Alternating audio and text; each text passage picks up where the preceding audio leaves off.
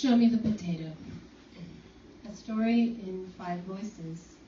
For one voice, featuring a true account from the life of Chris Dennis, with supporting language from the professional and poetic practices of Hala Herbley, Molly Kelly, Cameron Stewart, and Jay Thompson.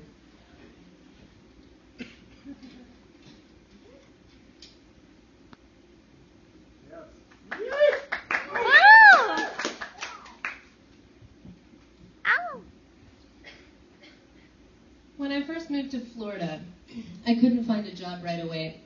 And so sometimes, even in the middle of the day, I'd walk to this all-male strip club up the road from my apartment. Review antitrust news alerts. Confer with colleagues regarding legal privilege issue. Prepare submission to ABA intellectual property publication. Confer with colleague regarding same. Confer with team regarding compensation issue. Prepare edits to swap analysis. Confer with team regarding discovery requests. Attend final conference call with client. Confer with co-counsel regarding same. Abject. Abuse. Benign. Bellicose. Crater. Curmudgeon. Diver.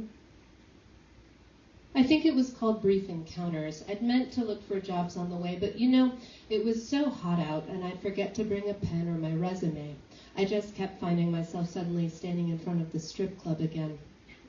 From the outside, the place could easily have been mistaken for an auto body shop or a small factory. Maybe I was going to put in an application and didn't know what kind of establishment I was approaching. Danger. Edict. Elect. Friends. Fancy. German. Germain.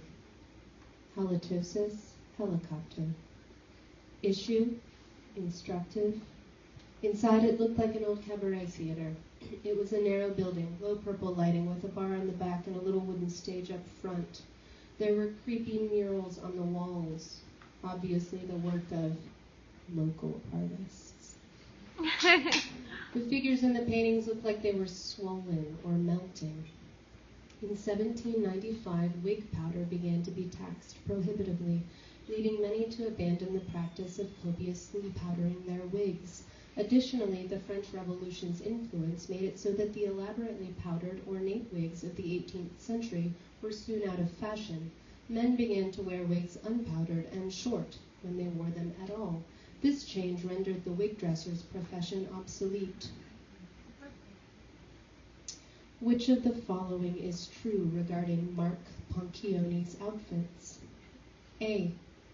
His wardrobe was assembled with a loving assist from Mrs. Poncione. B. Each outfit is special, and like his children, he loves them all equally. Or C. His outfits are unremarkable. Jamboree. Jackpot. Kellogg. Karate. Lemon. You had to make a point not to look at the walls. They may or may not have portrayed sexual acts. It was hard to tell. They could also have been horses burning to death in an oven.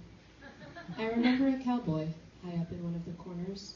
It was dark enough that if you didn't look at the walls, you could almost pretend you were not in an erotic nightmare. This was before I knew much about meeting other gay men. When riding to work, John Terzican prefers to listen to A. Classical music. B.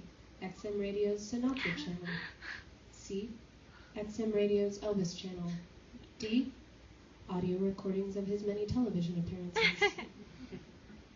I'd had a few friends, but having grown up in a small town, they were mostly just other closeted locals and a distant cousin.